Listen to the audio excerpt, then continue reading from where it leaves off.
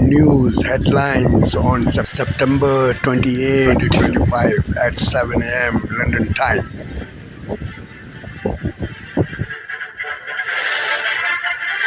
Hello and very warm welcome at Amish Cycle 5858. I am Amish Cycle.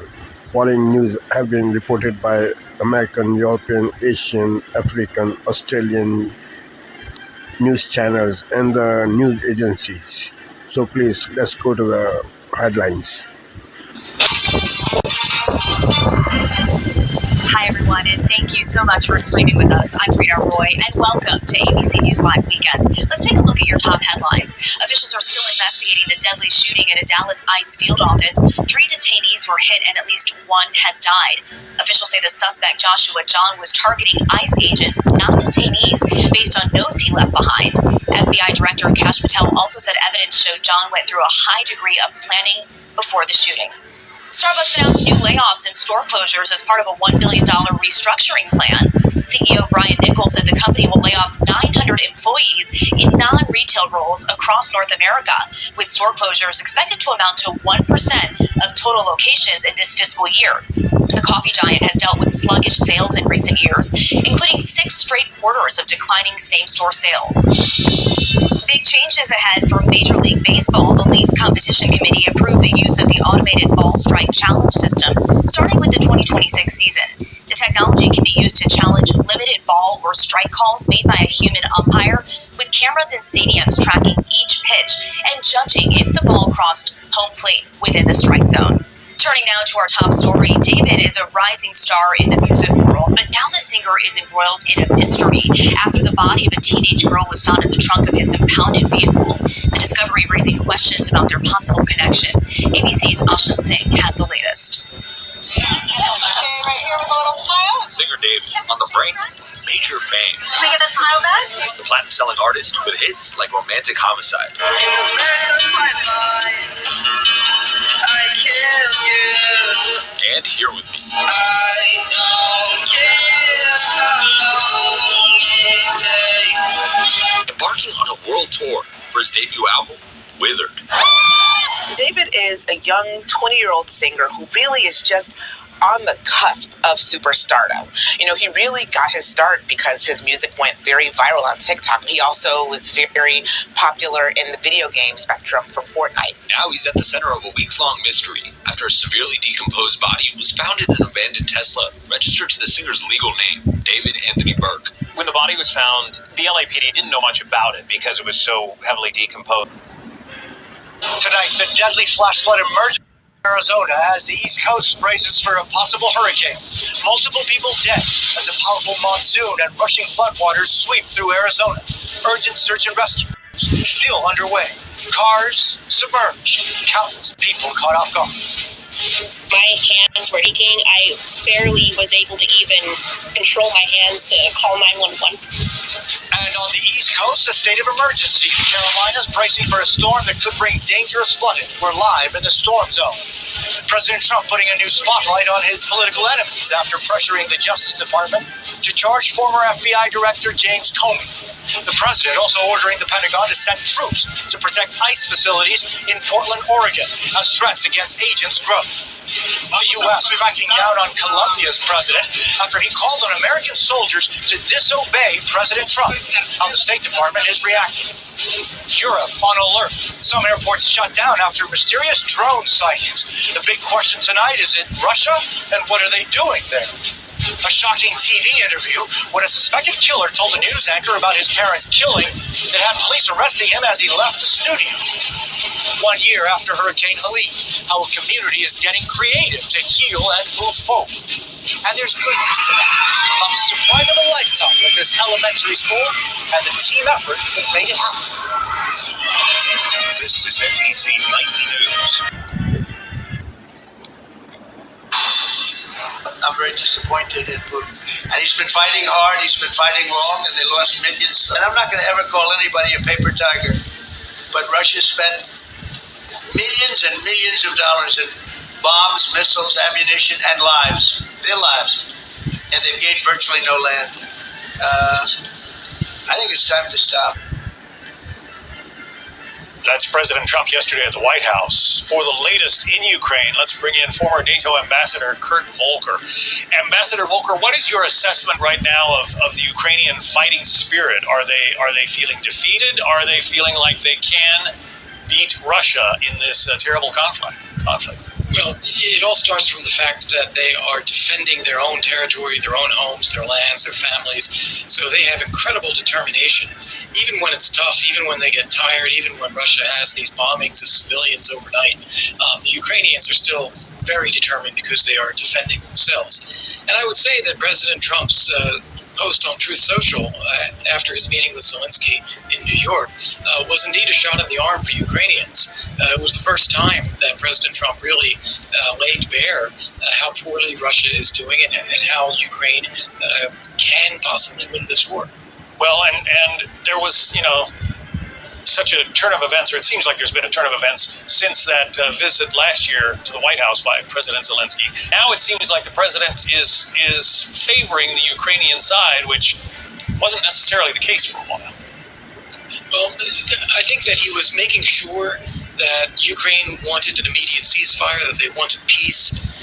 After that Oval Office meeting in February, he said that he wasn't sure that Zelensky wanted peace. But now I think he is convinced, and Zelensky has said many, many times, they're ready for peace, they're ready to negotiate, they're ready to meet. And Trump has done everything possible to make an offer to Vladimir Putin. He has bent over backwards, given him every opportunity to have a ceasefire, to stop the war, to stop killing. And Putin has frankly taken advantage of President Trump.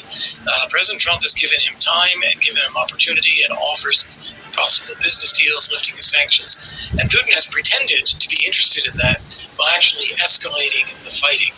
And I think the final straw may have been when President Trump called Putin from the Oval Office with those European leaders there waiting while he made this phone call. And Putin told him he would meet with Zelensky in a bilateral and then a trilateral format.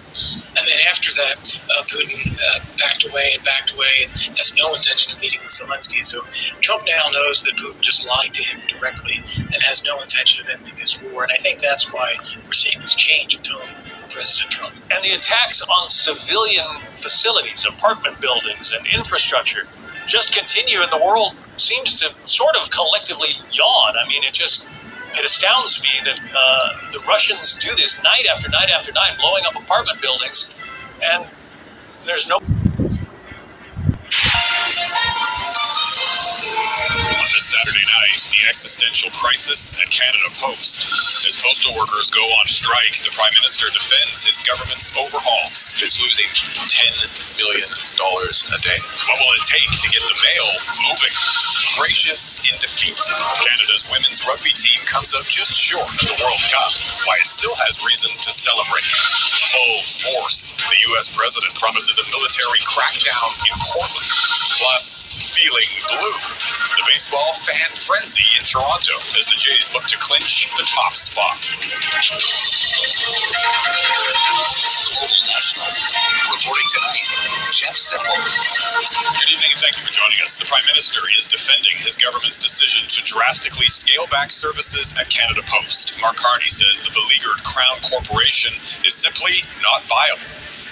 Significant changes are needed to be made. The government has indicated the corporation should move forward with some changes that are the start of a path towards viability. More will need to be done. The Liberal government announced an overhaul this week, arguing it's needed to ensure the company's survival. The union hit back, calling a sudden nationwide strike now into its second full day, bringing mail service to a standstill. Daria Isri reports on the dispute, the delays, and the fears of widespread job losses. Other steps will need to be taken. Defending big cuts coming to a public service. Sweeping reforms that...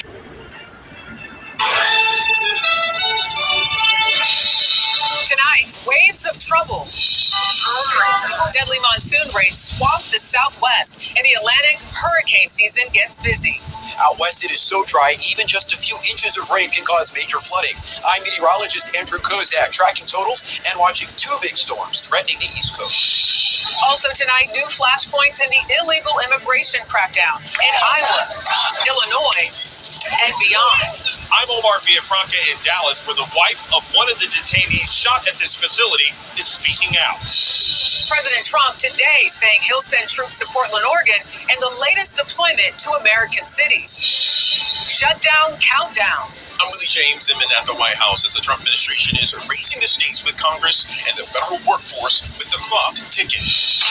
Plus, redistricting fight. With tensions high, CBS's Nicole Killian on what it means for the balance of power. In Virginia, this scene after a college football stunner. And later, aggressive squirrel by residents in one California city are on high alert. He turns around and just jumps on his head. This is the CBS Weekend News from New York with Jerika Duncan.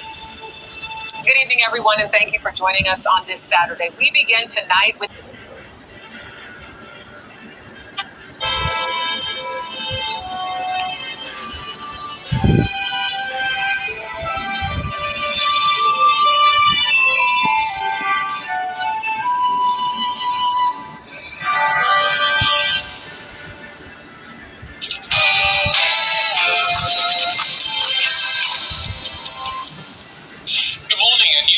predicts Labour is heading towards its worst electoral defeat in history. Yes, it also finds the Prime Minister is the least popular of all time, and Rachel Reeves is the least popular Chancellor since records began.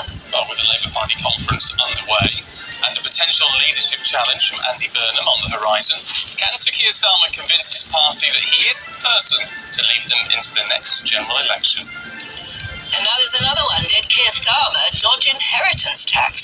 It has been revealed that apparently he gave land to his parents via a trust. That meant their estates would never pay death duties on what became a big asset.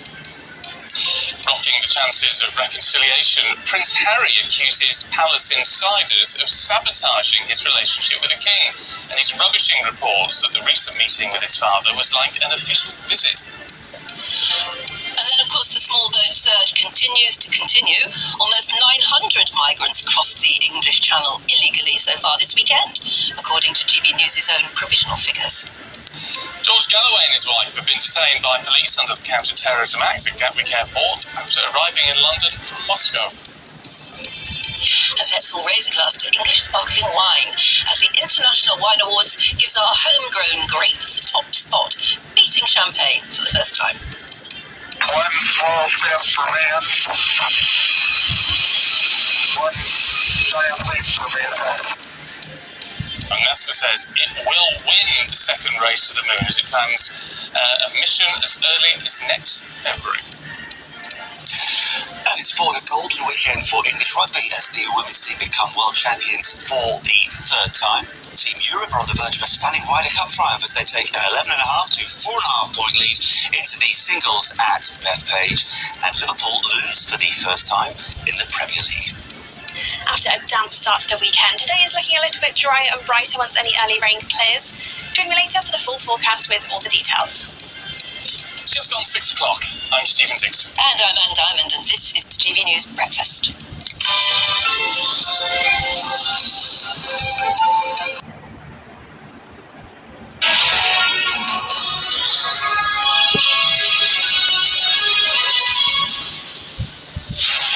Hello, a very good morning. It's 6 o'clock. Coming up on the show today, we're going to be live at the Labour Party conference in Liverpool as Keir Starmer fights his critics as well as dire polls. And in sport, England are victorious in the Women's Rugby World Cup for a third time, capping off their astonishing winning streak, 33 matches unbeaten.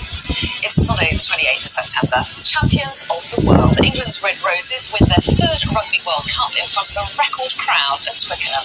Celebrations planned for later today. Sir Keir Starmer is out to prove to his party voters that he's the right man to take on Nigel Farage as Labour gathers for its annual conference. The government hands Jaguar Land Rover a £1.5 billion lifeline after a cyber attack forced a production shutdown. At least 36 people killed after a stampede breaks out at a political rally in India.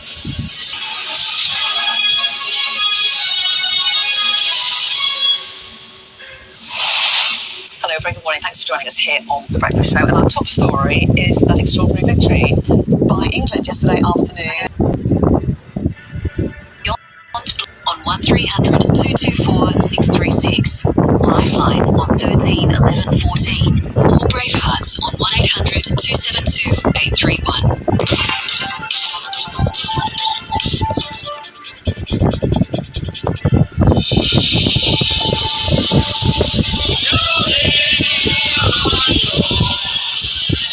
Today, Lions fans greet their champions after Brisbane's back-to-back premiership win against Geelong.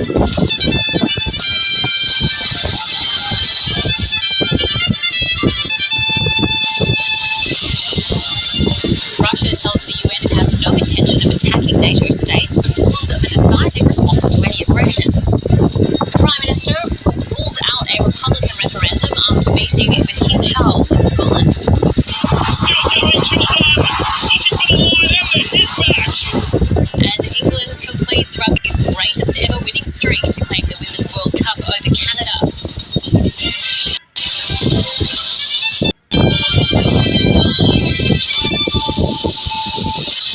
Hello and welcome to ABC News. I'm Ruby Cornish. The Brisbane Lions met excited fans in Melbourne this morning following yesterday's 47-point AFL Grand Final victory over Geelong. Hundreds of people packed Brunswick Street Oval in the city's inner north to catch a glimpse of the back-to-back premiership winning team. Fans got a chance to meet the players and have their footy kits signed. Coach Chris Fagan joined co-captains Harris Andrews and Lockie Neal on stage, describing the victory as harder fought than last year's. I reckon it feels better than last year because it's hard.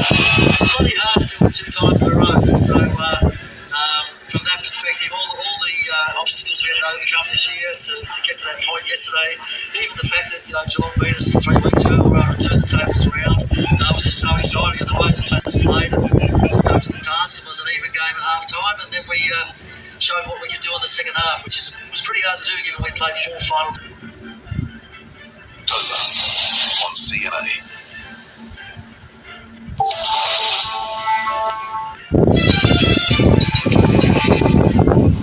Hello, I'm Yasmin Yonkers with your headlines this hour. A stampede at a political rally in the Indian state of Tamil Nadu claims at least 39 lives and injures more than 50 others, women and children among the dead. Prime Minister Narendra Modi calling the tragedy deeply saddening. Vietnam bracing for powerful tropical storm Loy as it's expected to make landfall this afternoon. Vietnam's aviation authorities suspended operations and cancelled some flights at 4 major airports, which lie directly in the storm's path. And the storm cut a deadly path through the Philippines, killing at least 11. Russia's foreign minister warns the West against any aggression towards Moscow. Sergei Lavrov telling the UN General Assembly that accusations Russia was poised to attack Ukraine's European allies weren't true. And UN sanctions on Iran have been reimposed a decade after they were lifted in a landmark nuclear deal. The move comes after an 11th-hour effort by allies, China and Russia, failed to postpone the so-called snapback for not complying with terms of the agreement. And those are your latest headlines from the CNA newsroom.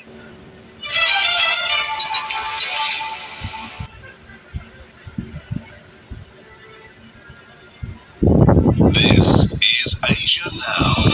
There it is, 12 p.m. in Singapore and Hong Kong, 9:30 a.m. in New Delhi and 11 o'clock in Jakarta. I'm Yasmin Yonkers, and at this hour, a stampede at a political rally in the Indian state of Tamil Nadu claims at least 39 lives and injures more than 50 others, women and children among the dead. Prime Minister Narendra Modi calling the tragedy deeply saddening. Vietnam bracing for powerful tropical storm Loy after it cut a deadly path through the Philippines, killing at least 11. And Russia's foreign minister warns the West against any aggression towards Moscow. Sergei Lavrov telling the UN General Assembly that accusations Russia was poised to attack Ukraine's European allies weren't true.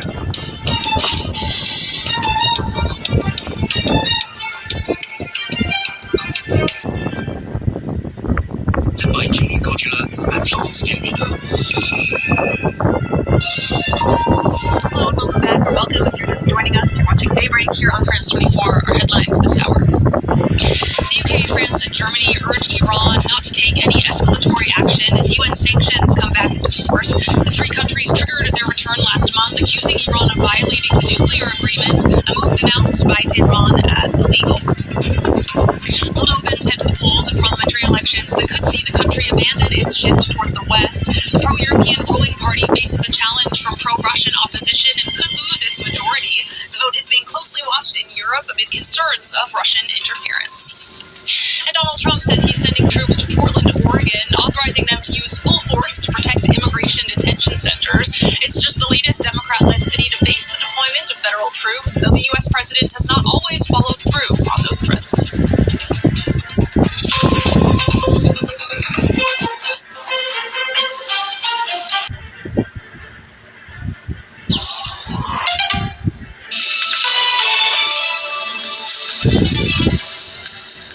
This is DW News, and these are our top stories.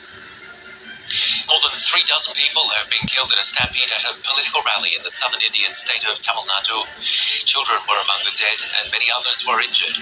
Officials say the popular actor and politician Vijay was addressing the crowd when some of his supporters fell. The United Nations has reimposed sanctions on Iran over its nuclear program. Last-minute diplomacy at the UN failed. The measures freeze Iranian overseas assets and halt any arms deals with the regime. A so-called snapback mechanism activates the sanctions if Iran breaches an existing international agreement on its activities. Tens of thousands have marched through Berlin calling for an end to the war in Gaza.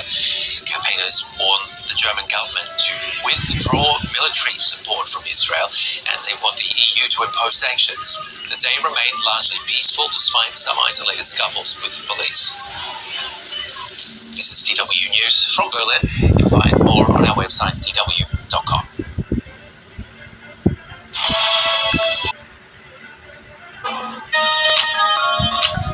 Africa News. The news. After 10 days of campaigning, the first round of Gabon's legislative and local elections got underway on Saturday. In all, some 1,600 candidates are vying for 145 parliamentary seats, with around 17,000 people competing for municipal and departmental positions. It's these elected councillors who will select mayors, heads of departmental assemblies, and senators. Saturday's election is seen as a crucial step, solidifying the transition from the Bongo family's more than 50-year rule that came to an end with a coup in 2023. Coup leader Brice Oligui Nguema won an overwhelming victory in April's presidential election, the first election since the coup. More than 20 political parties are participating in the poll, including President Nguema's Democratic Union of Builders and the Gabonese Democratic Party, founded by former President Omar Bongo. The Interior Ministry says international observers are overseeing the process. Separatist leader Nnamdi Kanu remained in jail on Friday after a Nigerian court rejected a request to free him. Kanu, who leads the banned Indigenous People of Biafra group, has been in and out of detention since 2015 when he was first arrested on charges of terrorism and treason. His lawyers say he's ill and are trying to get him medical treatment. We're disappointed. Our client remains ill and remains detained, and we're not happy about it. His situation requires urgent and immediate care. The court found the prosecutors had presented enough evidence for him to stand trial. The separatist group is seeking independence for Nigeria's southeastern region, which is primarily inhabited by Igbo people. Violence in southeastern Nigeria has been blamed on the group, accusations it denies. Obi Agwosha, who serves in Nigeria's House of Representatives, was at the courthouse supporting Kanu. In this country, 2 sets of rules. One rule for the Igbos and one rule for every other Nigerian. This is a unique opportunity for Nigeria to be circumspect and look towards a political solution to this matter. The campaign for an independent state of Biafra follows the short-lived Republic of Biafra, which fought and lost a civil war to break away from Nigeria. An estimated 1 million people died in the war, many from the southeast. Cycling's biggest names, including Belgium's Remco Evenepoel and Serbia's Tadej Pogacar, have been getting the lay of the land in the Rwandan capital, Kigali. They're gearing up for the grueling test of the Kigali Wall ahead of Sunday's road race at the UCI World Championship. Defined by its steep gradients and challenging conditions, the wall is a central feature of the course. It peaks on Mount Kigali at 1,800 meters above sea level. Tackling the wall isn't just about power. but also resilience in tough environmental conditions. Riders have been grappling with the effects of the heat, poor air quality, intense UV exposure and altitude, all of which amplify the physical demands of the course. The circuit has been described as one of the most challenging in the history of the championship. The men's road race on Sunday will be the final event of this year's contest.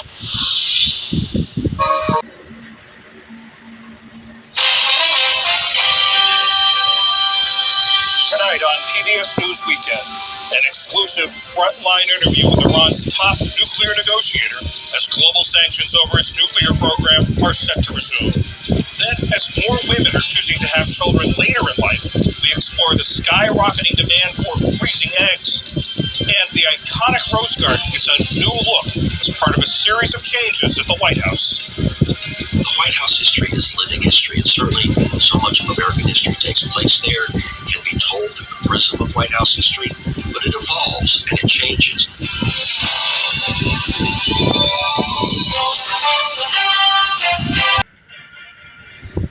Thank you for watching, and I'm sure you will visit again this channel. Have a good life. Bye bye.